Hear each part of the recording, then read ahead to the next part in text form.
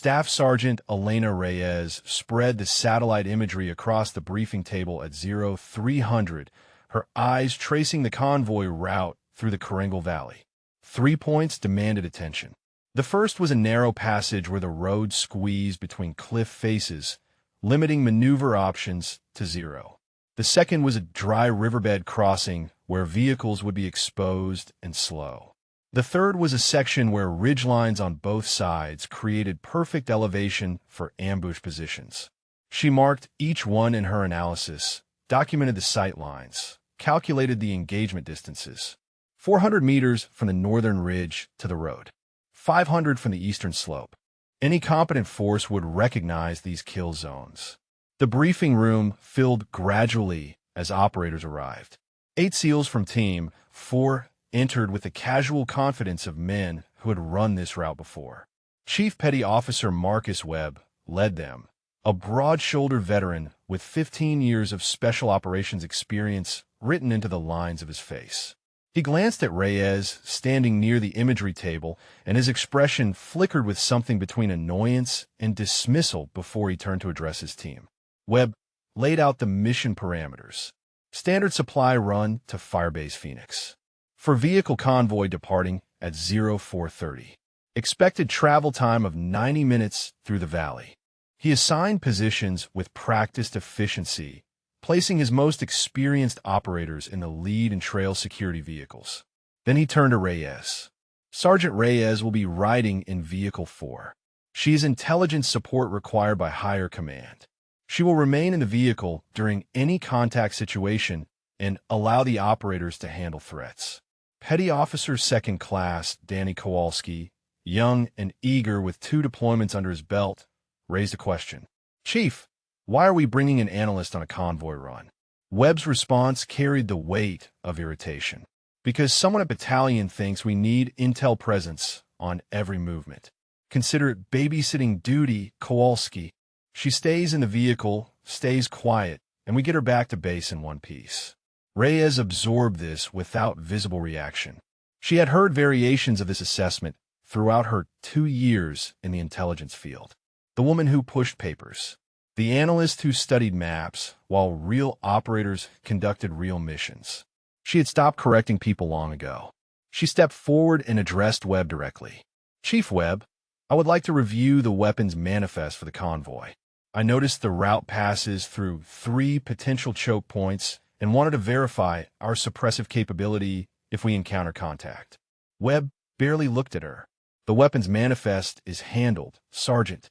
You will not need to touch anything on this convoy. Focus on your intelligence reports and let us focus on security. The other SEALs exchanged glances that communicated shared amusement. The analyst wanted to play operator. How precious. Reyes returned to her quarters to retrieve her gear. She checked her sidearm, a standard M9 that felt familiar in her grip despite the years since she had carried it in a different capacity. The weight of it triggered memories she usually kept filed away. The smell of gun oil. The sound of brass hitting concrete at the firing range. The instructor's voice calling out distances while she settled her breathing and found the stillness between heartbeats. Now let me ask you something before we continue. Where are you watching this from right now? What state, what country? And more importantly, have you ever been in a situation where someone dismissed you before they knew what you were capable of? Where they looked right past you because of a title or a role or an assumption they made in the first 3 seconds? Drop your answer in the comments, because Elena Reyes is about to show exactly what happens when people underestimate the quiet one in the back of the room. She holstered the weapon and grabbed her pack. The convoy staging area was already active when she arrived, vehicles lined up in departure order with operators conducting final checks. Reyes approached Vehicle 4, the trailing Humvee designated as her transport. The rear compartment was stacked with supply crates and ammunition boxes, leaving a narrow space where she was expected to sit. Specialist Torres, a young soldier assigned as her driver, offered a nervous nod as she climbed in. He was support personnel like her, probably just as overlooked by the SEAL team as she was. She settled into the cramped space between crates, her view limited to a narrow window and the back of Torres's head. The convoy rolled out at 0430 precisely. Dawn had not yet cracked the horizon as they passed through the base perimeter and entered the valley road. Reyes watched the terrain scroll past her window, matching the geography to the satellite imagery she had memorized. The first choke point approached within 20 minutes. She keyed her radio. Vehicle 4 to lead. Approaching the first flag choke point. Recommend increased interval between vehicles.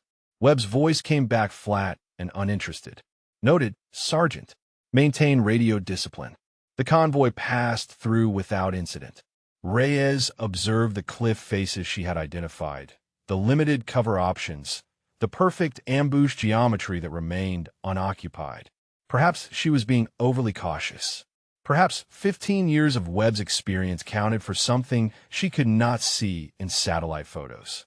But her instincts remained alert as the second choke point approached, and the ridgelines on either side grew higher, and the road narrowed toward the section she had marked as the primary danger zone.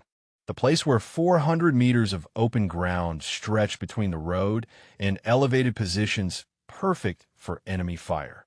Torres glanced back at her once, perhaps sensing her tension. She gave him a small nod of reassurance she did not feel. The convoy pressed deeper into the valley. The eastern ridge caught Reyes's attention 14 minutes into the valley. Dust rose from a position approximately 2 kilometers out, a tan cloud against the pale morning sky that did not match the wind pattern she had been tracking. Wind pushed dust in sheets, horizontal and diffuse. This signature rose vertically in concentrated plumes. Vehicle movement. Multiple vehicles, judging by the spread. She keyed her radio and kept her voice level. Vehicle 4 to lead. I have dust signatures on the eastern ridge, bearing 090. Pattern suggests vehicle movement, not weather. Static preceded Webb's response. That is goat herders, Sergeant. They run livestock through those hills every morning. I have driven this route 30 times and seen those dust clouds on 20 of them. Maintain radio discipline and let us handle the security assessment. Reyes released the radio and watched the dust continue to rise. Goat herders did not generate that concentration of particulate. Goat herders did not maintain that consistent speed across terrain. But she had made her report, and the chief had dismissed it, and pushing further would only cement her reputation as the nervous analyst who saw threats in shadows. In the lead vehicle, Webb shook his head and glanced at his assistant team leader riding shotgun. Analysts, he muttered. Give them a satellite photo, and suddenly they're tactical experts. Remember that convoy last March when Intel swore there was an IED en route Tampa? His ATL nodded. We spent 4 hours waiting for EOD to clear a stretch of road that had nothing but a dead goat and some garbage. Webb checked his weapon out of habit, a gesture so practiced it required no thought. Intel sees patterns because patterns are what they are trained to find. Sometimes a dust cloud is just a dust cloud. Sometimes goat herders are just goat herders. 15 years of operations had taught him to trust his eyes over satellite imagery and his experience over statistical analysis. The convoy entered the narrow valley section, and the terrain closed around them like a fist. Ridgelines rose on both sides now, the eastern slope climbing to 400 meters of elevation, the northern ridge reaching nearly 500. The road below offered minimal cover. A few scattered boulders, a dry stream bed running parallel to the route, rock formations that might shelter a single vehicle but could not protect four. Reyes mapped escape routes in her mind automatically. The stream bed offered concealment for foot movement. A rock outcropping approximately 200 meters north provided elevation and sightlines. The trail vehicle's position gave her the longest reaction time if contact came from the front, but also left her most exposed if enemies held the high ground behind them. Movement flickered at the edge of her vision. Northern Ridge. She focused on the spot, waiting for repetition, and caught it again. A brief flash, metallic and sharp, gone as quickly as it appeared. Scope reflection. Someone on that ridge was using optics to observe the convoy. She did not reach for the radio this time. Webb had made his position clear, and another report would be dismissed with the same condescension as the first. Instead, she checked her sidearm, confirming the round in the chamber, and identified the positions within her vehicle where she could find cover when the shooting started. Between the ammunition crates, below the window line, behind the engine block, if she could reach the front compartment. Torres noticed her movement in the mirror. "Everything okay back there, Sergeant?" "Fine," she replied. "Just stay alert on the road." The lead vehicle's radio crackled with Webb's voice reporting to base. "Convoy Alpha passing midpoint marker. All clear. Continuing to Firebase Phoenix. Estimated arrival in 4-5 minutes. All clear." Reyes absorbed those words while watching the ridgelines multiply their threat potential. With every meter, the convoy traveled deeper into the valley. The northern ridge now offered at least 6 positions with clear lines of fire to the road. The eastern slope provided another 4. If someone wanted to ambush this convoy, they could not have selected better terrain. Her breathing slowed without conscious direction, settling into a rhythm she had not used in 2 years. For counts in, hold for 2. For counts out. The pattern was designed to lower heart rate, steady hands, prepare the body for precision work at distance. Her shoulder ached faintly where the old injury lived, a reminder of why she no longer did that work, why she sat in the back of Convoy's, studying maps instead of lying prone behind a rifle watching the world compress into a scope's narrow circle. But muscle memory did not care about medical evaluations or MOS reclassifications. Her body recognized the geometry of this valley, recognized the dust signatures and the scope glints and the perfect kill zone spreading before them, recognized that 14 years of training did not disappear simply because paperwork said she was an analyst now. She counted seconds between landmarks, calculating speed and distance, estimating how long until they cleared the most dangerous stretch. 3 minutes to the valley's narrowest point. Another 4 to the eastern curve, where the road began climbing toward Firebase Phoenix. 7 minutes of exposure in terrain that favored ambush. The convoy pressed forward. Webb's vehicle maintained its steady pace at the front of the column. The SEALs rode with weapons ready, but postures relaxed. Professionals who had driven this route enough times to feel comfortable in its dangers. They trusted their experience, trusted their chief, trusted that the nervous analyst in Vehicle 4 was jumping at shadows that did not exist. Reyes watched the northern ridge and waited for the shadows to prove her right. The road curved slightly, bringing a new angle of exposure, and she saw them. Brief silhouettes against the skyline. 3 figures moving between rocks on the eastern slope, positioning themselves above the convoy's projected path. Not goat herders, not civilians. The movement was tactical, spaced, and deliberate, each figure finding cover before the next advanced. She had perhaps 90 seconds before the convoy entered the kill zone. Her hand moved toward the radio, then stopped. Webb would dismiss her again. The SEALs would roll their eyes at the analyst crying wolf. And by the time anyone believed her, those 90 seconds would be gone. Reyes made a decision. She began planning for what came next. The RPG came from the eastern ridge without warning. Webb registered the smoke trail in his peripheral vision a half-second before the explosion lifted the front of his vehicle and threw him against the door frame. Heat and noise filled the cabin.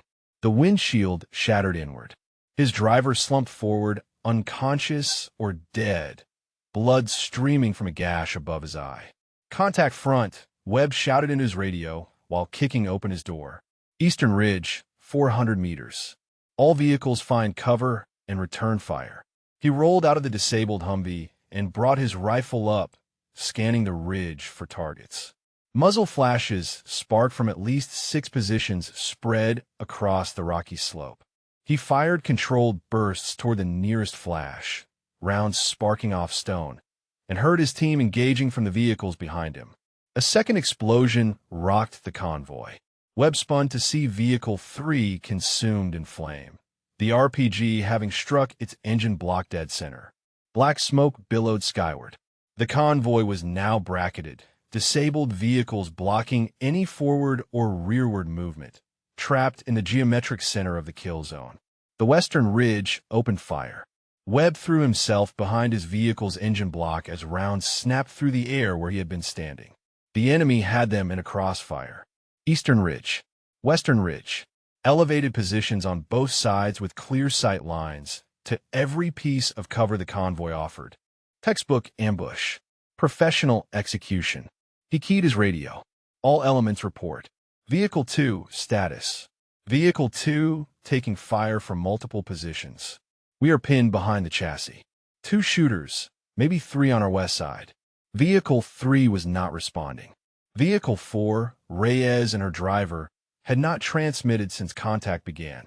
Kowalski moved from behind Vehicle 2, attempting to reach the disabled lead Humvee where Webb had taken cover. He made it 4 meters before the round caught him. The impact spun him sideways, a sledgehammer blow to his left shoulder that dropped him to the dirt.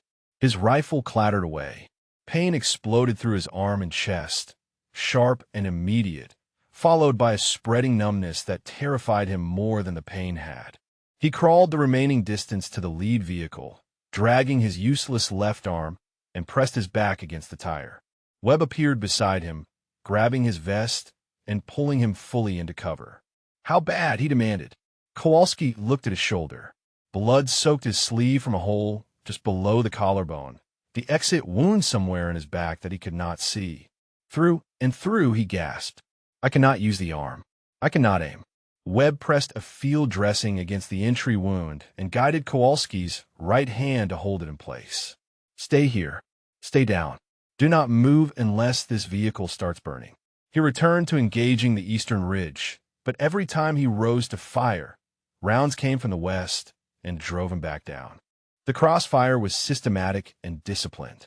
The enemy had planned this ambush with precision, positioned their fighters to create overlapping fields of fire that made sustained engagement impossible. Morrison made his break between vehicles, sprinting from cover toward the wounded driver still slumped in the lead Humvee. He covered half the distance before the rounds found him. 2 impact center mass. His plate carrier caught the first, distributing the force across his chest, but the second punched through the side gap where the ceramic did not reach.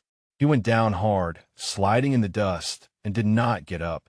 Webb scrambled to reach him, grabbed his vest, and dragged him back to cover.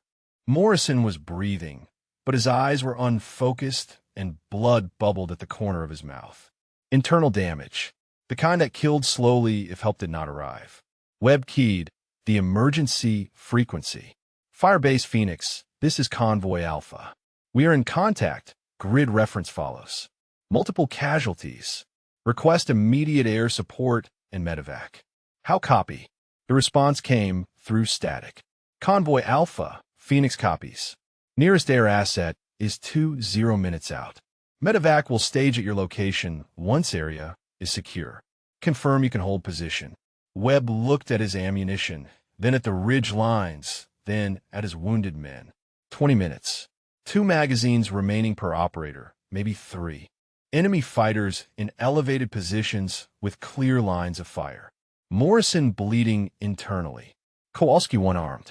Driver status unknown. The math did not work. He forced confidence into his voice. "Phoenix, we will hold. Get those birds in the air." The enemy fighters began moving down the slopes. Not charging, but advancing in disciplined bounds, each group covering the other, maintaining fire superiority while closing the distance. Webb counted muzzle flashes and reached 14 distinct positions. 14 fighters against 6 operational SEALs with limited ammunition and no ability to maneuver. He fired another burst toward the Eastern Ridge and watched a fighter duck behind cover, unharmed. The angle was wrong. From the valley floor, engaging elevated positions required exposing himself to the crossfire. Every shot he took was a gamble that the Western Ridge would not find him first. Kowalski watched from his position against the tire, his good hand pressed to his shoulder, his rifle lying useless in the dirt 3 meters away. He had trained for this. Years of preparation for exactly this kind of situation. And now he sat bleeding and helpless while his team fought for survival around him. The enemy continued their advance. 300 meters now. 250. Close enough that their fire became more accurate, rounds striking closer to the SEAL positions with every passing minute. Webb called for suppressive fire and received a ragged response. His team conserving ammunition they could not afford to waste. 20 minutes had never seemed so long. Reyes processed the ambush geometry from the back of Vehicle 4, while rounds cracked through the air ahead.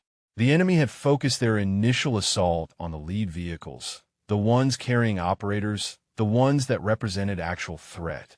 Vehicle 4 sat 200 meters behind the main engagement, temporarily ignored a supply truck carrying an analyst who was supposed to stay down and let the professionals handle it. She studied the terrain through her narrow window. Eastern Ridge, 6 shooter positions, maybe 7, spread across 400 meters of rocky slope. Western Ridge, for positions that she could identify, possibly more concealed in the deeper shadows. But the killing geometry came from the north. 3 elevated positions on the northern ridge commanded the entire valley floor. Every piece of cover the SEALs had found was exposed to those 3 positions. Every time an operator rose to engage east, the northern shooters had clear shots. Every time they shifted to address west, the north punished them. Those 3 positions were the key. Neutralize the north, and the SEALs could maneuver. Leave them intact, and 20 minutes would be far too long. Torres sat frozen at the wheel, hands locked on the steering column, eyes fixed on the chaos ahead. His breathing came in sharp gasps. He had never been in contact before. The training had not prepared him for the sound of it, the smell of it, the paralytic reality of bullets snapping past and men screaming into radios. Torres, Reyes said. Her voice cut through his panic, calm and direct. I need you to move this vehicle. See that rock formation at our 2 o'clock, 40 meters out. Pull us behind it. Now.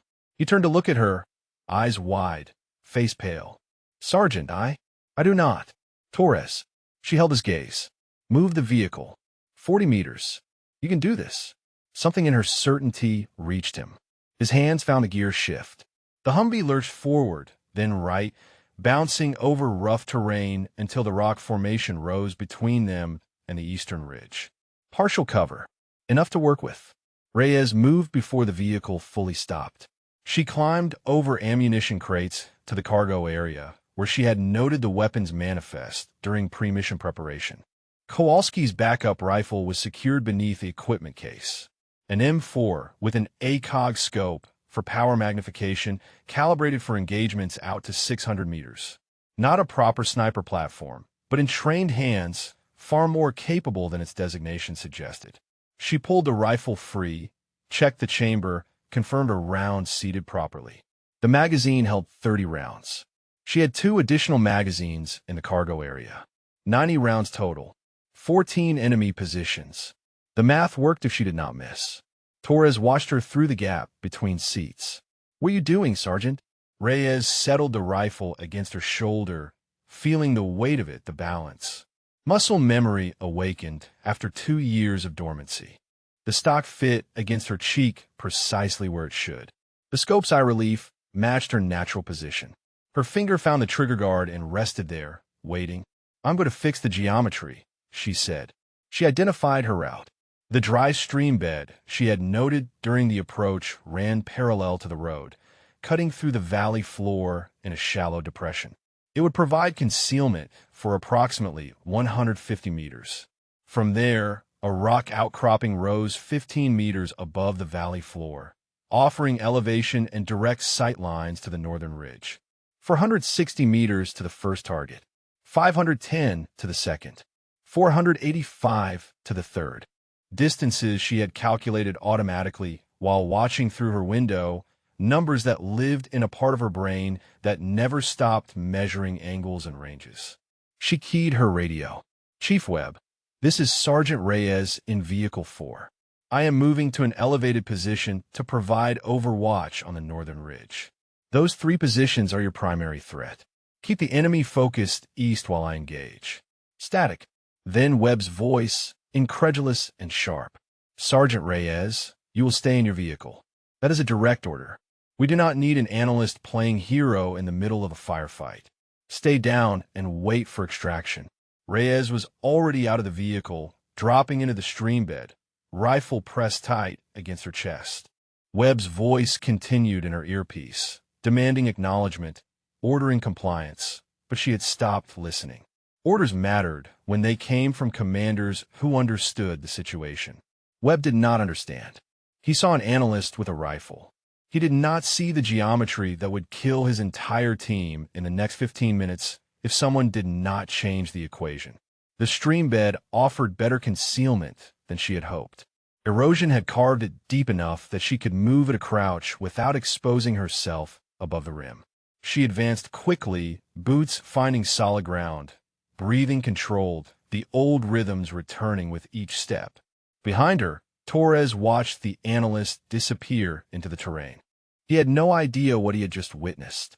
The quiet woman who had ridden in the back with the cargo, who had been dismissed and ignored and assigned to his vehicle like overflow equipment, had just defied a direct order from a SEAL chief and moved toward the sound of gunfire with a rifle she handled like it was part of her body. Reyes reached the base of the outcropping and began to climb. 460 meters to the first target. 14 enemy fighters. 90 rounds. Time to go to work. Reyes settled into the prone position like coming home. The rock beneath her was hard and cold, the outcropping surface worn smooth by centuries of wind, and her body found its natural alignment without conscious thought. Elbows planted, legs spread for stability. Cheek welded to the stock. The scope's eyepiece filled her vision, and the world beyond it sharpened into crystalline focus. 460 meters to the northern ridge. First target acquired. The fighter crouched behind a boulder with an RPG tube across his shoulder, the weapon angled toward the center of the convoy where the SEALs had consolidated their wounded. He was preparing to fire. 5 seconds, maybe less, before Morrison and Kowalski and whoever else lay bleeding behind that vehicle disappeared in a ball of flame and shrapnel. Reyes measured the wind. Left to right, perhaps 5 knots, enough to push around at this distance. She adjusted her hold, shifting the reticle slightly left of center mass. Elevation was negligible at this range with the ACOG's calibration. Breathing slowed to nothing. Heart rate dropped between beats. The space between seconds stretched into something vast and quiet. She squeezed the trigger. The rifle kicked against her shoulder, the report sharp and flat in the mountain air. Downrange, the fighter jerked once and collapsed sideways.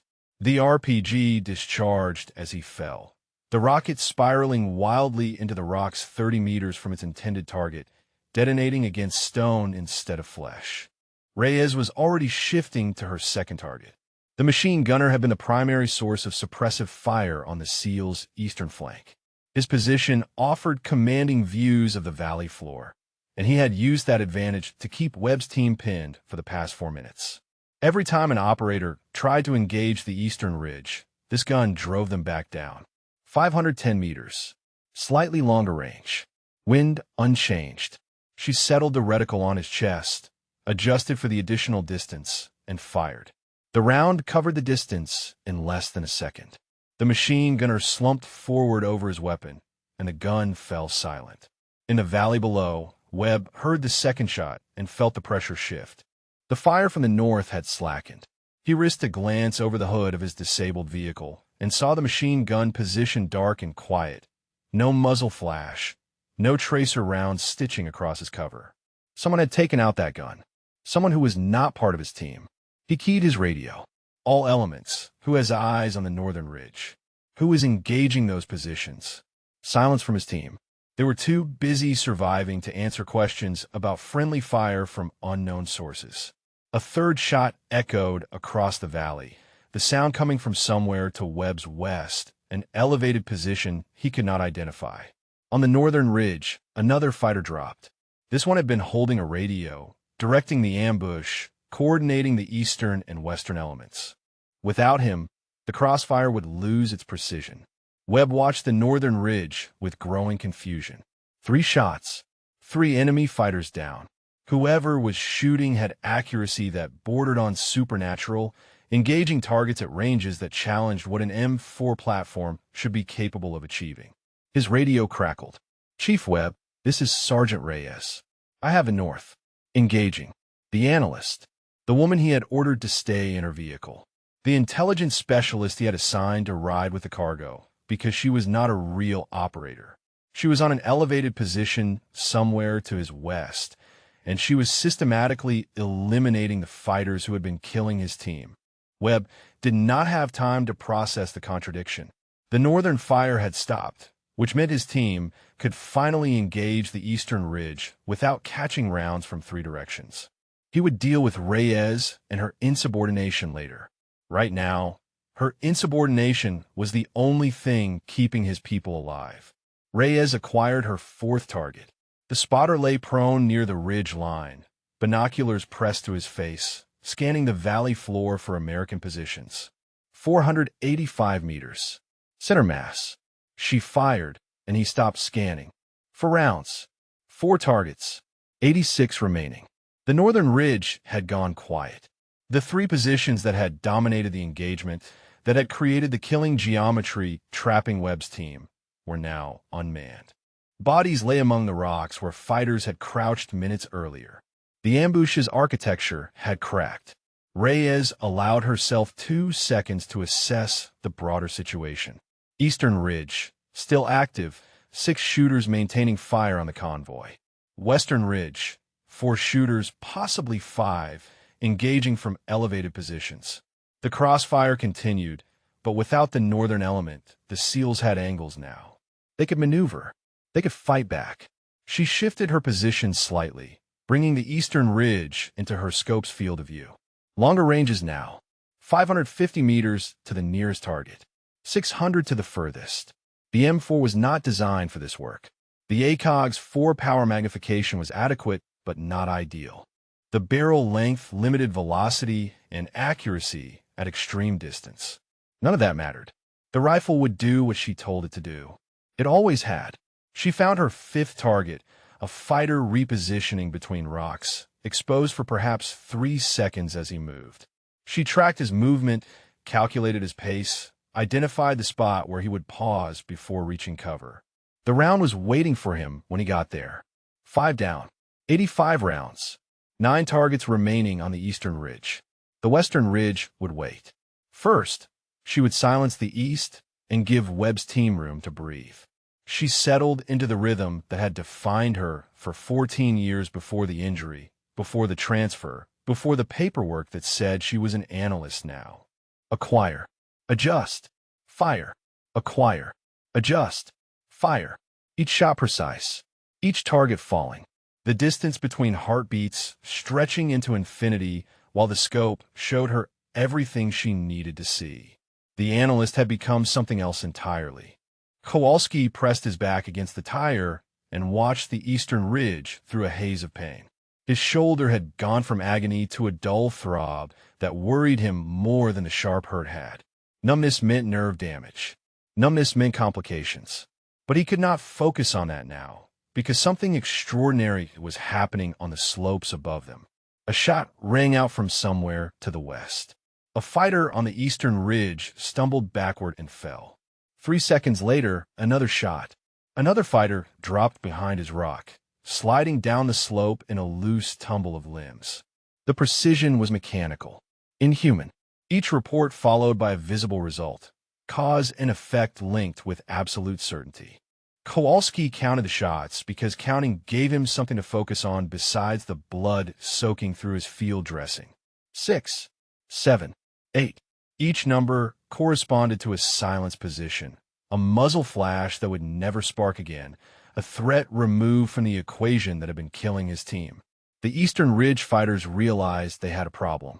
Their fire became scattered as men abandoned their positions, trying to locate the source of death that was finding them with such terrible accuracy. Some moved laterally along the slope. Others pressed deeper into cover. A few attempted to advance down the ridge, perhaps hoping to close distance on whoever was shooting. None of it mattered. The shots kept coming. Webb crouched behind the engine block of the lead vehicle, his expression cycling through emotions Kowalski had never seen on the chief's face. Confusion gave way to calculation, calculation to recognition, recognition to something that looked almost like awe. The chief had run dozens of operations with Tier 1 shooters. He knew what precision looked like, and whoever was on that western outcropping was operating at a level that challenged the best he had ever seen.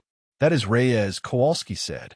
The words came out hoarse, pushed through a throat tight with shock and blood loss. "The analyst. She's doing this." Webb did not respond. He did not need to. They both knew the voice that had come through the radio. They both understood that the woman they had assigned to ride with the cargo was systematically dismantling an ambush that should have killed them all. On the outcropping, Reyes shifted her position to address the eastern ridge's remaining fighters. The range had extended as targets moved. 580 meters to the nearest, 600 to the cluster attempting to regroup behind a rock formation. The M4 was straining at these distances, the rounds losing velocity and stability, requiring more compensation for wind and drop. She adjusted her hold and found her ninth target. A fighter had paused between movements, pressing himself against a boulder, believing he was concealed. The boulder covered him from the valley floor. It did not cover him from Reyes's elevated angle. She placed the reticle on the narrow slice of torso visible above the rock and fired. The fighter jerked and slid sideways, exposed now, and she sent a second round to confirm a kill. 10th target acquired. Another machine gun position had opened fire on the convoy. The gunner either brave or foolish enough to maintain his post while his comrades died around him. 545 meters. Reyes fired once and saw the round strike stone inches from his head. Wind had shifted. She adjusted right and fired again. The machine gun fell silent. Movement on the western ridge caught her attention. The fighters there had watched the eastern slope collapse. They understood now that continuing the ambush meant dying on these rocks, far from home, killed by a shooter they could not see or engage. Some began withdrawing up the slope, abandoning positions, survival instinct overwhelming tactical discipline. But one man remained. He stood partially exposed on a rock ledge, radio pressed to his ear, gesturing toward the valley with sharp movements. The commander, the one coordinating whatever remained of this ambush. If she removed him, the western ridge would break entirely. 620 meters. At the absolute edge of effective range for this weapon and optic combination, the variables multiplied at this distance. Wind could push the round a foot or more off target. Bullet drop required significant holdover. The target's movements created timing challenges that compounded every other factor. Reyes slowed her breathing until her heartbeat became a distant rhythm, something happening to someone else. She measured the wind by watching dust movement on the ridge. Left to right, 6 knots, maybe 7. She calculated the drop, adjusting her hold high and left, placing the reticle in empty air where the commander's chest would be when the round arrived. One shot, 620 meters. No margin for error. She squeezed the trigger with the gentle pressure of a lifetime's practice. The round traveled for nearly a full second, an eternity in the compressed time of combat.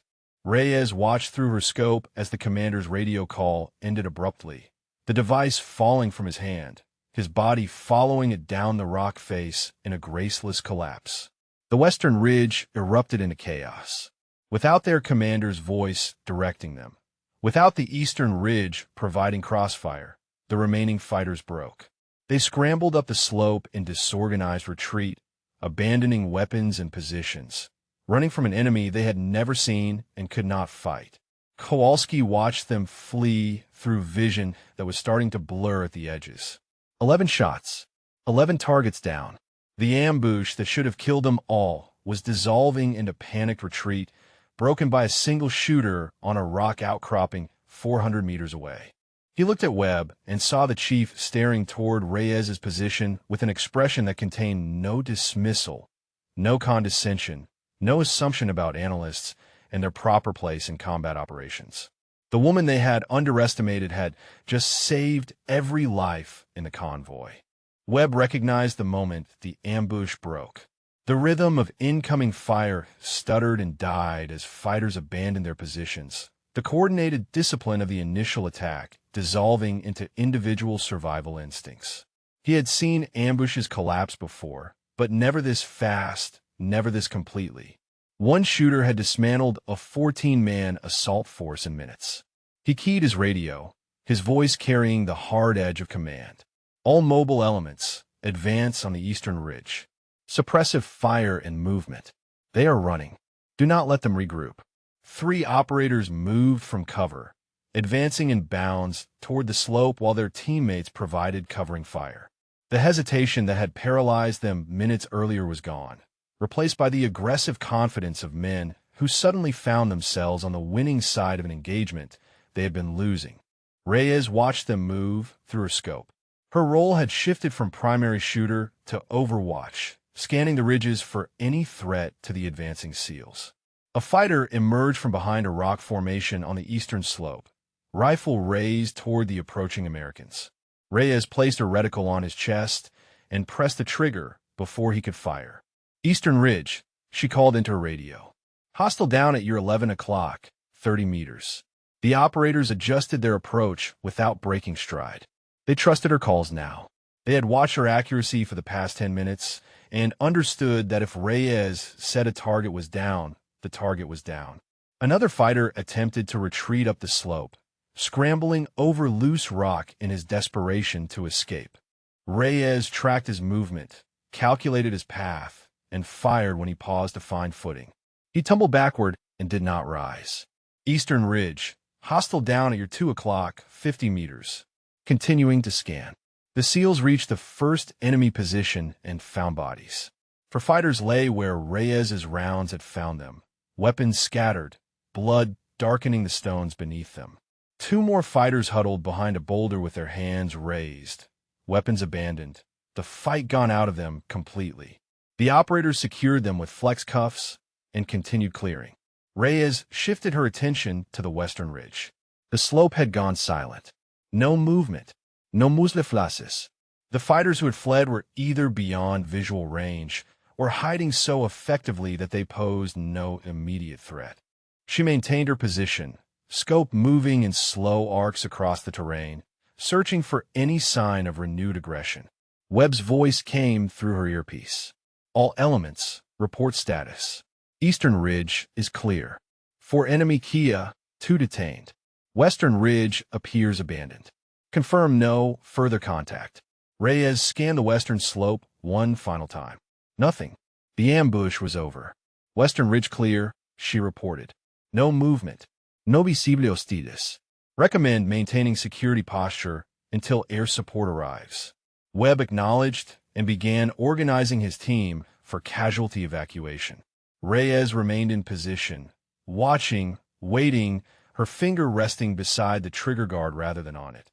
The adrenaline that had sustained her through the engagement was beginning to fade, leaving behind a familiar emptiness. 14 years of training had prepared her for moments like this. Nothing prepared anyone for the silence that followed. She counted the rounds remaining in her magazine. 16, plus 2 full magazines untouched. 76 rounds remaining from 90. 14 rounds expended. 14 targets engaged. The math had worked because she had not missed. 11 minutes. The entire engagement had lasted 11 minutes from her first shot to the all clear. In that span, she had broken an ambush, eliminated the command structure of an enemy force, and created the conditions for her team to counterattack. The analysts she worked with would spend weeks writing reports about operations that accomplished less. Webb appeared at the base of her outcropping 20 minutes later, after the medevac had arrived, after Morrison and Kowalski and the others had been loaded onto helicopters, after the immediate crisis had passed. He climbed the rocks with the sure-footed ease of a man who had spent his career in mountains and stood beside her position, looking out at the northern ridge 460 meters away. He said nothing for a long moment. His eyes moved from the ridge to the bodies visible on the slope, counting the distance, measuring the angles, understanding what she had accomplished with a weapon that should not have been capable of this work at these ranges. "Where did you learn to shoot like that?" he finally asked. His voice carried none of the dismissal from the morning briefing, none of the condescension that had colored every interaction before the ambush. The question was genuine. He wanted to understand. Reyes saved her rifle and rose to a crouch, her knees protesting after nearly half an hour in the prone position. "Army Marksmanship Unit," she said. "I was a sniper instructor there for 3 years before I transferred to intelligence." Webb absorbed this information. The pieces rearranged themselves in his mind, the analyst becoming something else entirely, the woman he had assigned to cargo duty revealing depths he had never bothered to explore. Sniper instructor, the kind of qualification that took years to earn, that represented the pinnacle of precision shooting in the United States military. He looked at the northern ridge again, at the bodies that mark her first 3 kills, the shots that had broken the ambush's geometry and given his team room to fight. "Why intelligence?" he asked. "Why give that up?" Reyes touched her left shoulder, a gesture so brief it might have been unconscious. "Injury," she said. "Medical evaluation said I could not maintain operational tempo. They offered me a choice between a desk at Marksmanship Unit or a new MOS where I could still deploy. I chose to deploy." Webb nodded slowly. He did not apologize. The words would have felt inadequate against the weight of what had happened, against the lives she had saved while he dismissed her as babysitting duty. But his silence contained something that had not been there before. Recognition, respect, the understanding that he had made assumptions based on paperwork instead of capability, and those assumptions had nearly cost his team everything. Reyes descended from the outcropping without waiting for him to speak. There would be time for conversations later, for debriefs and after-action reports, and the institutional machinery that followed every engagement. Right now, she wanted to check on her vehicle, on Torres, on the men she had fought beside, even if they had not known she was fighting. Webb watched her go, the rifle held with casual competence across her chest, her movements efficient and controlled. The analyst walked back, toward the convoy like she had done this 100 times before. Because she had. The Apaches arrived like thunder from the east, rotors beating the air into submission as they swept over the valley in attack formation. Kowalski watched them through vision that had grown soft at the edges, blood loss and shock conspiring to blur the world into something dreamlike. The gunships circled once, their pilots searching for targets that no longer existed, then took up overwatch positions above the ridgelines while the medevac helicopter descended toward the convoy. Hands lifted Kowalski onto a stretcher. He recognized faces above him, teammates who had survived, corpsmen who had materialized from the medevac with their bags and their urgency. The pain in his shoulder had receded to a distant pulse, replaced by a cold heaviness that spread through his chest with each breath. Someone was applying pressure. Someone was calling his name. He tried to respond, but the words came out wrong, tangled and soft. They carried him toward the helicopter, and as they lifted him through the door, he turned his head and saw her. Reyes stood near the disabled lead vehicle, rifle slung across her chest, watching the evacuation with an expression that revealed nothing. She looked smaller than she had seemed through the scope of his imagination, smaller than the figure who had broken an ambush single-handedly from 400 meters away. Just a woman in dusty fatigues with tired eyes and a weapon she handled like an extension of her body. Kowalski caught her gaze and held it for a moment that stretched beyond its actual duration. He nodded once, a small movement barely visible but enough. Acknowledgement from a SEAL to the person who had saved his life. Recognition that transcended rank and MOS and every assumption he had carried into this valley. Reyes returned the nod with equal brevity. Then the helicopter door closed and Kowalski was rising, the valley floor shrinking beneath him, the convoy becoming a scattered collection of vehicles and bodies and smoke. Morrison lay on the stretcher beside him, unconscious now, his breathing shallow and wet. The corpsmen worked over him with controlled urgency, hands moving through procedures that had become muscle memory through repetition. For established, chest seal applied, pressure maintained on the wound that had punched through the gap in his armor. The prognosis lived in the corpsman's eyes, even if his voice remained professionally calm. Morrison would survive the flight. What came after was less certain. Kowalski stared at the helicopter's ceiling and thought about the morning briefing. Babysitting duty, Webb had called it. The analyst who would stay in her vehicle and let the operators handle any contact. He almost laughed at the memory, but laughing hurt too much, so he just closed his eyes and let the helicopter carry him toward whatever came next. On the valley floor, Reyes watched the medevac shrink to a speck against the pale sky. The rotors faded until only the wind remained, carrying dust and the lingering smell of cordite across the kill zone. She ejected the magazine from her rifle, checked the chamber, confirmed it was clear. 14 rounds missing from the 90 she had started with. 14 trigger pulls. 14 lives ended. The weight of that settled into her bones alongside the familiar ache in her shoulder.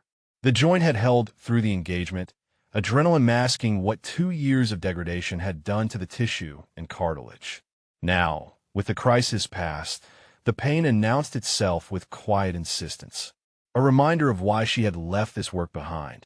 A reminder that paperwork and medical evaluations existed for reasons beyond bureaucratic inconvenience. Torres approached her from the direction of Vehicle 4. His face carried the pallor of someone who had witnessed violence for the first time and was still processing what it meant. He stopped a few feet away, uncertain, searching for words that might bridge the gap between what he had seen and what he understood. "Sergeant Reyes," he said, "are you okay?" She turned to face him, noting the tremor in his hands, the way his eyes kept darting toward the ridgelines, as if expecting the attack to resume. "I am fine," she said. "How about you?" Torres shook his head slowly. "I froze. When the shooting started, I just sat there. I could not move. I could not think. If you had not told me to drive, I would still be sitting in that seat." He paused, shame coloring his voice. "I am sorry." Reyes studied him for a moment. He was young, 22, maybe 23. His first real contact, and he had discovered something about himself that training could never reveal. The discovery had shaken him. "Freezing is normal," she said. "The first time, almost everyone freezes. What matters is not the freeze. What matters is what you do after." Torres absorbed this. "You did not freeze," he said. "You moved like you had done it before." "I have," Reyes replied. She offered nothing more. The details of her history were not his burden to carry. The convoy reformed with what vehicles remained operational. Vehicle 2 had survived intact. Vehicle 4 had taken no direct fire. The lead vehicle and Vehicle 3 were destroyed. Their remains left for the recovery team that would arrive later. Webb organized the survivors into the functional Humvees, assigning positions with a quiet efficiency that masked whatever he was feeling beneath the surface. He approached Reyes as she moved toward Vehicle 4. "You are riding with me," he said. "Front vehicle." She looked at him, searching for the dismissal that had colored his voice that morning. It was gone. In its place was something harder to read, something that might have been respect or might have been the beginning of a reckoning he was not yet ready to face. She nodded and followed him to Vehicle 2. The convoy rolled out with Apache escorts overhead, the gunships tracing lazy circles against the sky as the remaining vehicles limped toward forward operating base Cobra. Reyes sat in the passenger seat beside Webb, her rifle across her lap, her eyes on the ridgelines that had nearly killed them all. Webb drove in silence. The questions he wanted to ask pressed against his teeth, but he swallowed them. There would be time for debriefs and explanations and the institutional machinery that followed every engagement. Right now, the silence felt appropriate, a recognition that words were inadequate for what had happened in this valley. Reyes watched the terrain scroll past and felt the ache in her shoulder deepen with each bump in the road. She had pushed the joint beyond its limits today. The medical evaluation that had ended her sniper career had not been wrong. The injury was real, the limitation genuine. She had simply chosen to ignore it when ignoring it meant saving lives. The convoy left the valley behind, climbing toward the firebase, leaving bodies and burned vehicles and the echo of 14 shots that had changed everything. Lieutenant Commander Sarah Chun had reviewed hundreds of after-action reports during her 3 years as base operations officer at Forward Operating Base Cobra. De format never changed. Contact initiated at this grid reference. Enemy disposition assessed at this strength. Friendly response executed according to these protocols. Casualties sustained. Casualties inflicted. Lessons learned. The bureaucracy of violence reduced to standardized paragraphs and checkbox assessments. The report from Convoy Alpha followed the template until page 4. Chun read the engagement summary twice, certain she had misunderstood something. 14 enemy Kia attributed to a single shooter. She checked the shooter identification block and found a name that did not match her expectations. Staff Sergeant Elena Reyes, MOS 35F, Intelligence Analyst. Weapon employed, M4 carbine with ACOG optic. Engagement ranges, 460 to 620 meters. She set the report down and stared at the wall of her office. Intelligence analysts did not engage targets at 600 meters with iron sights and magnified optics. Intelligence analysts did not break ambushes single-handedly while SEAL operators took cover. Something in this report was wrong, or something in her understanding of Staff Sergeant Reyes was incomplete. Chun pulled up the personnel database and entered Reyes's service number. The standard file populated her screen within seconds. Enlisted in 2009. Initial MOS 11B, Infantry. Promoted through the ranks with evaluations that consistently exceeded standards. Transferred to MOS 35F, Intelligence Analyst, in 2019. Assigned to various intelligence billets since the transfer. Current assignment: Intelligence Support, Joint Special Operations Task Force. Nothing in the standard file explained 14 kills at extended range. Chun requested the classified supplement. The supplement arrived through secure channels 40 minutes later, preceded by a verification protocol that confirmed her clearance level. She opened the file and began reading. Staff Sergeant Elena Reyes had not simply been infantry. Following her initial qualification, she had completed Special Forces Assessment and Selection, earned the 18B Special Forces Weapons Sergeant qualification, and deployed with operational detachments to 3 theaters of conflict. Her performance evaluations from that period read like recruitment material for special operations. Exceptional technical proficiency. Superior tactical judgment. Recommended for advanced training without reservation. The advanced training had come in the form of assignment to the Army Marksmanship Unit, the service's premier precision shooting organization. Reyes had qualified as a sniper instructor and spent 3 years training the next generation of military marksmen. Her qualification scores remained classified, but the narrative assessments painted a clear picture. One of the finest precision shooters currently serving. Instrumental in developing new training protocols. Personally responsible for qualifying over 200 snipers across multiple service branches. Chun sat back in her chair and processed what she was reading. The woman assigned to ride in the cargo vehicle, the analyst dismissed as babysitting duty, had spent 3 years teaching special operators how to shoot. She had more trigger time than most of the SEALs on that convoy combined. She had deployed to combat zones before some of them had finished high school. The classified file continued with medical documentation. Shoulder injury sustained during a training exercise in 2019. Partial tear of the rotator cuff complicated by cartilage degradation. Surgical intervention followed by physical therapy.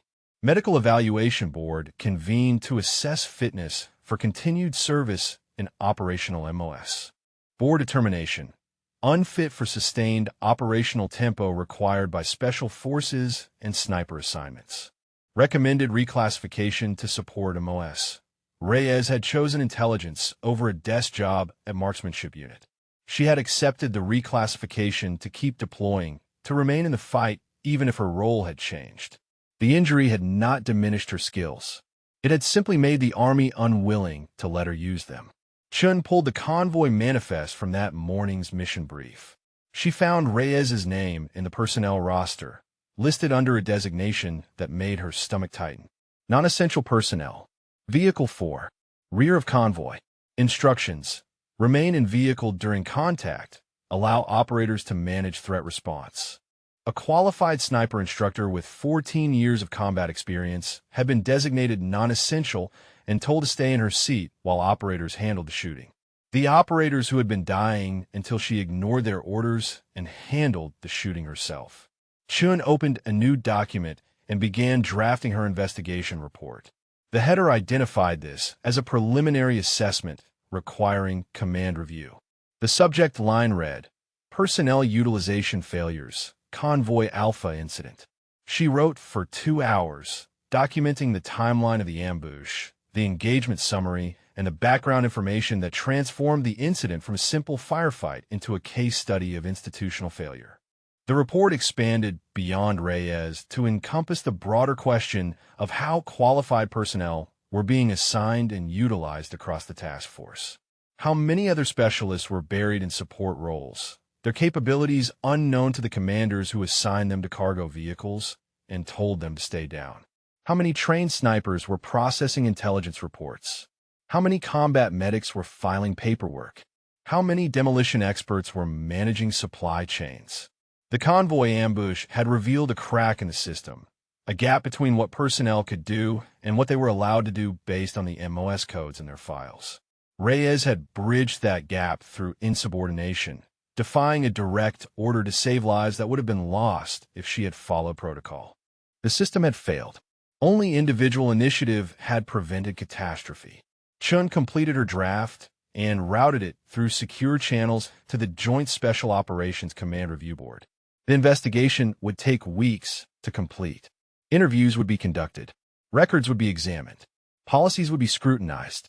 The bureaucracy would grind through its processes with the methodical patience that characterized military institutions.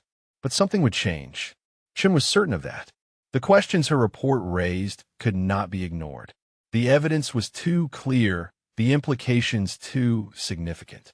Staff Sergeant Elena Reyes had exposed a systemic failure simply by being excellent at a job no one knew she could do. Chun saved the file and leaned back in her chair, thinking about the woman who had killed 14 enemy fighters with a rifle she was never supposed to touch. Somewhere on this base, that woman was probably writing her own report, documenting the engagement from her perspective, reducing the violence to standardized paragraphs and checkbox assessments. The bureaucracy of excellence, Chun thought, looked remarkably similar to the bureaucracy of everything else. Webb found her outside the medical facility 3 days after the ambush. She stood near the entrance with a paper cup of coffee in her hand, watching the sun descend toward the mountains that ring the base. Her posture carried the quiet stillness he had observed on the outcropping, the contained readiness of someone who had learned to wait without wasting energy on unnecessary movement. He had spent those 3 days reading files and replaying the engagement in his mind. The classified supplement to her personnel record had arrived on his desk that morning, routed through channels by someone who thought he should understand exactly who had saved his team. He had read it twice, absorbing each detail, feeling the weight of his assumptions crumble with every paragraph. Reyes turned as he approached, her expression neutral, neither welcoming nor hostile. She had visited Kowalski twice since the convoy returned. Webb knew this because he had checked the visitor logs, searching for evidence of who she was beneath the MOS code that had defined her in his mind. "I read your file," he said without preamble. "The real one." She took a sip of her coffee and waited for him to continue. 3 years at marksmanship unit. Sniper instructor. Special forces qualification before that. You train people like me how to shoot, and I put you in the back of a convoy with the ammunition crates. He paused, searching for words that might bridge the gap between what he had done and what he should have done. "Why did you not say something? Before the mission, why did you not tell me who you were?" Reyes considered the question with the same measured patience she had shown while acquiring targets on the ridge. "I did say something," she replied. "I flagged 3 danger points in the route analysis the night before we rolled out. I identified the dust signatures on the eastern ridge and reported them on the radio. I saw the scope glint on the northern ridge and calculated engagement distances while you told me to stay in my vehicle and maintain radio discipline." The words landed with precision, each one finding its mark. Webb absorbed them without flinching, though the impact registered in the tightening of his jaw and the slight shift in his stance. She continued, "I told you what I saw. I try to contribute my expertise. You dismissed it as an analyst seeing patterns that did not exist. Goat herders, you said. 30 convoy runs without incident. You had decided who I was before I opened my mouth, Chief Webb. Nothing I said was going to change that decision. Webb stood in the silence that followed, feeling the full weight of accountability settle onto his shoulders. She was right. He had made his assessment during the mission brief, categorized her as non-essential, and filtered everything she said through that categorization. The dust signatures had been real. The scope glint had been real.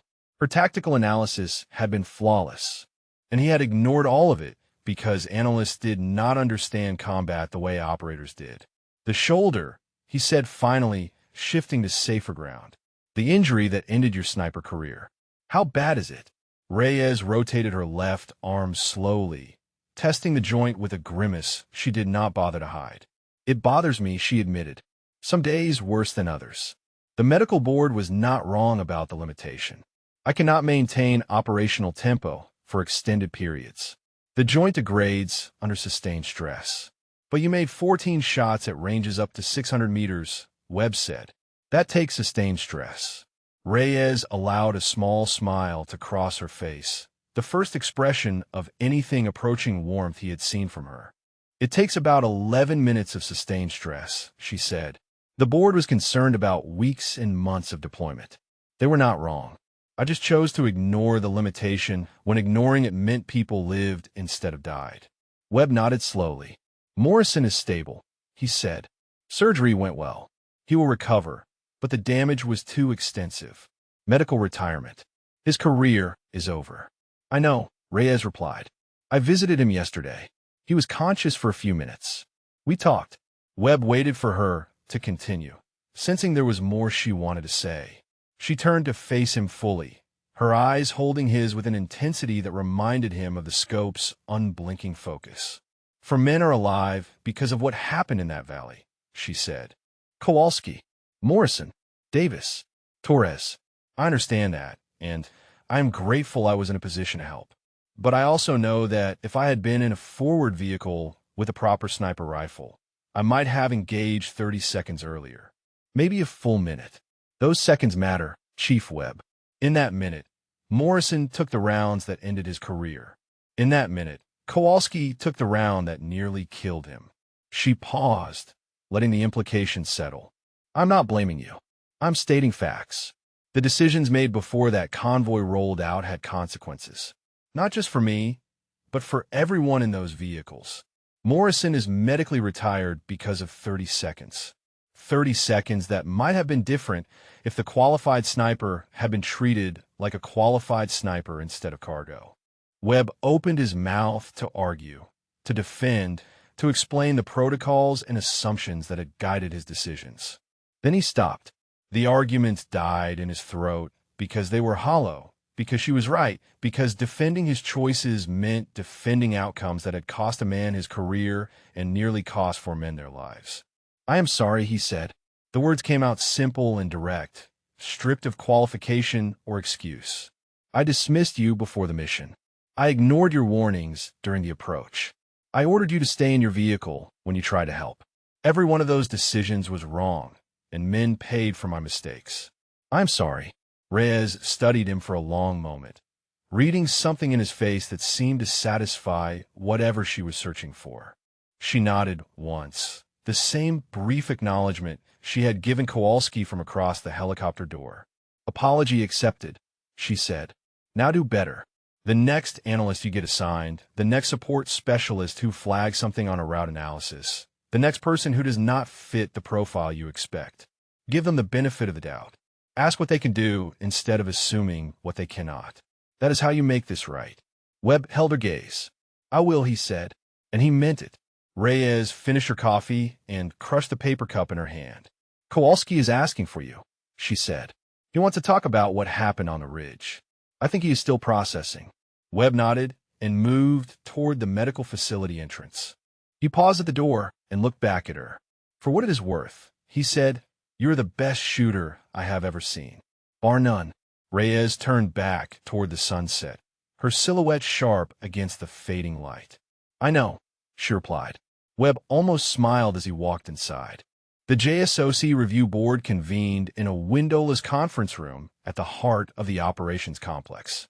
6 officers sat behind a curved table, their ranks ranging from lieutenant colonel to brigadier general, their combined experience spanning 4 decades of special operations across every theater where American forces had fought. Chun stood at the presentation podium with her findings organized into a briefing that had taken 2 weeks to compile. She began with the convoy ambush, walking the board through the timeline with clinical precision. Contact initiated at 0452. Enemy disposition. 14 fighters in elevated positions creating crossfire geometry. Friendly response. Operators pinned with limited maneuver capability. Casualties. 2 wounded in action. 1 vehicle destroyed, 1 disabled. Then she introduced the anomaly. At 0456, she continued. Staff Sergeant Elena Reyes departed vehicle 4 against direct orders and moved to an elevated position approximately 200 meters west of the convoy. Over the following 11 minutes, she engaged and neutralized 14 enemy combatants at ranges between 460 and 620 meters using an M4 carbine with ACOG optic. Her actions broke the ambush geometry, enabled friendly forces to counterattack, and directly saved the lives of at least 4 personnel. She paused to let the numbers settle into the room. Staff Sergeant Reyes was designated non-essential personnel for this convoy. She was assigned to the rear vehicle with instructions to remain in place during any contact. Her current MOS is 35F, Intelligence Analyst. Chin advanced to the next slide, which displayed Reyes's classified background in stark summary. Her previous qualifications include 18B Special Forces Weapons Sergeant and 3 years as a sniper instructor at the Army Marksmanship Unit. She is one of the most accomplished precision shooters currently serving in any branch of the United States military. The brigadier general leaned forward. You're telling me that a qualified sniper instructor was riding in a cargo vehicle while a SEAL team got ambushed around her? Yes, sir, Chin replied. That is exactly what I am telling you. A colonel to the general's left raised his hand. How does something like this happen?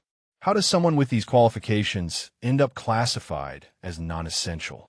Chen had anticipated the question. MOS-based assignment protocols, sir. When Sergeant Reyes transferred to intelligence following her medical reclassification, her previous qualifications became invisible to standard personnel systems. Commanders see the current MOS code and assign accordingly. No one thought to ask what she could do beyond what her paperwork said she should do. The general turned to his aide. How many other personnel might be in similar situations? Specialists buried in support roles because of MOS assumptions. Chen answered before the aide could respond. I conducted a preliminary review of personnel assigned to this FOB alone, sir. I identified 11 individuals with specialized qualifications outside their current MOS designations. 3 former combat medics in administrative roles. 2 explosive ordnance disposal technicians in logistics. For infantry specialists with advanced marksmanship qualifications in support positions. 2 linguists with combat deployments now assigned to desk duties. The room absorbed this information in heavy silence. 11 people at one base. Extrapolated across the task force, across the theater, across the entire military, the number became staggering. How many qualified specialists were filing paperwork while their skills atrophied? How many ambushes had ended badly because the right person was in the wrong vehicle? The general issued his guidance with the decisive clarity of a man accustomed to command. New protocols effective immediately. Mandatory skills assessment for all personnel regardless of current MOS. Integration briefings before any mixed unit operation. Removal of non-essential designation for any personnel with combat qualifications. I want a working group established to implement these changes across the task force within 30 days. The board members nodded their acknowledgement. The bureaucracy had received its instructions. Now it would grind into motion. Chun found Reyes in her quarters that evening. The small room contained a bunk, a footlocker, and a desk covered with intelligence reports that Reyes had continued processing despite the investigation swirling around her. She looked up as Chun entered, her expression curious but guarded. The review board made its decision, Chun said. She remained standing, official posture for official news. New protocols are being implemented across the task force. Skills assessments, integration briefings, the whole package. Your case is being used as the training example for why these changes matter. Reyes absorbed this without visible reaction. She had expected institutional response. The military loved case studies and training examples. Her name would become a bullet point in briefings for years to come, shorthand for the cost of assumptions. There is something else, Chun continued. Her tone shifted slightly, becoming less official, more personal. Command is offering you a choice. Reyes waited. You can return to operational sniper status, Chun said. Full reinstatement to your previous qualifications. You need to pass the physical assessment, shoulder and all, but if you clear medical, you are back on the line. Active duty sniper with a special operations tasking. The words hung in the air between them. 2 years of intelligence work, 2 years of accepting the limitation that had ended her operational career, and now someone was offering to erase all of it. To give her back the identity she had surrendered when the medical board stamped her file unfit for sustained operational tempo. And the alternative, Reyes asked. You stay in intelligence, Chun replied, but with a new advisory role. Special Operations Integration Specialist. You would work directly with teams like Convoy'S, ensuring that support personnel are properly utilized and that qualified specialists do not end up in cargo vehicles when they should be on overwatch positions. Still deploying. Still in the fight. Just from a different angle. Reyes looked down at her hands. The hands that had sent 14 rounds into 14 targets from distances that challenged the weapon's design specifications. The muscle memory was still there. The skill had not degraded despite 2 years away from the craft. But the shoulder had degraded. The joint that had held for 11 minutes of sustained stress would not hold for weeks and months of operational deployment. The medical board had not been wrong about the limitation. They had simply been unable to predict circumstances where 11 minutes would be enough. How long do I have to decide, she asked. 48 hours, Chun replied. Command wants an answer before the new protocols go into effect. Either way, you are part of the solution. They just want to know which part. Chun left her alone with the decision. Reyes sat on her bunk and rotated her shoulders slowly, feeling the familiar ache that lived in the joint like an unwelcome tenant. The valley came back to her in fragments. The weight of the rifle, the stillness between heartbeats, the precise geometry of angles and distances that her mind calculated without conscious effort. 14 rounds. 14 targets. The math had worked because she had not missed. She thought about Webb's face when he approached her on the outcropping. She thought about Kowalski's nod from the helicopter door. She thought about Morrison lying in a hospital bed with a career that ended 30 seconds too late. 48 hours to decide who she wanted to be. She looked at her shoulder and wondered if it had any opinions on the matter. The formation assembled at 0800 under a sky scrubbed clean by overnight rain. Soldiers and operators stood in precise rows across the parade ground, their uniforms pressed and their postures rigid with ceremonial discipline. The flagpole at the center of the formation cast a long shadow across the concrete as the morning sun climbed above the mountains. Reyes stood at the front of the assembly, her dress uniform feeling foreign after weeks of combat fatigues and body armor. The Bronze Star citation rested in the hands of Colonel Marcus Winters, the task force commander who had flown in specifically for this ceremony. Behind her, she could feel the weight of attention from hundreds of eyes. Operators and support personnel alike gathered to witness recognition she had never sought. Colonel Winters read the citation with the measured cadence of a man who understood the gravity of his words. Staff Sergeant Elena Reyes distinguished herself by exceptionally valorous conduct in the face of hostile enemy action during convoy operations in Karengal Valley, Afghanistan, where a convoy was ambushed by a numerically superior enemy force occupying elevated positions. Sergeant Reyes moved under fire to an exposed Overwatch position and engaged 14 enemy combatants at ranges between 460 and 620 meters. Her precise and devastating fire broke the enemy ambush, enabled friendly forces to counterattack, and directly saved the lives of 4 American service members. Sergeant Reyes's actions reflect great credit upon herself, the United States Army, and the Joint Special Operations Command. The colonel pinned the medal to her chest, the Bronze Star with its V device for valor catching the morning light. He shook her hand with a grip that communicated respect beyond the formal requirements of the ceremony. Cameras clicked from the press pool assembled at the edge of the formation.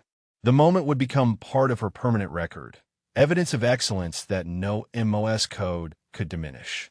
Reyes returned to her position in the formation and stood at attention while the ceremony concluded. She found Kowalski in the crowd, his arm still in a sling, but his presence a testament to recovery that had exceeded initial prognosis.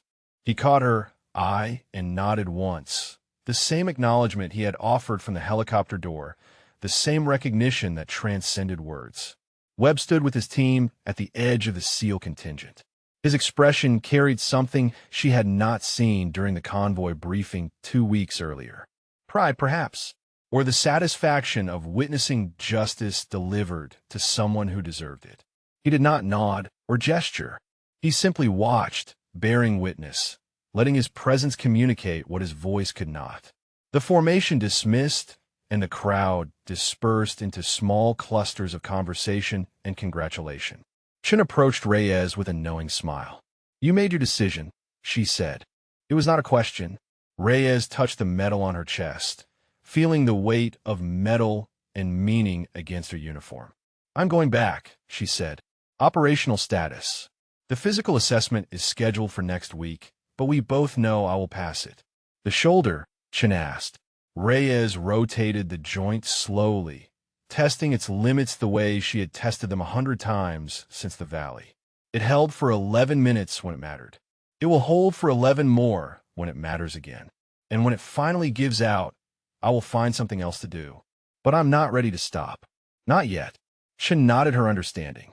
The advisory role would have been valuable work, meaningful contribution to fixing the systemic failures her case had exposed. But some people were not built for advisory roles. Some people needed to be on the line, rifle in hand, geometry calculated and targets acquired. Reyes was one of those people. The Valley had proven that beyond any doubt. "The paperwork is already started," Chen said. "You report to the Special Operations Sniper Qualification Course in 3 weeks.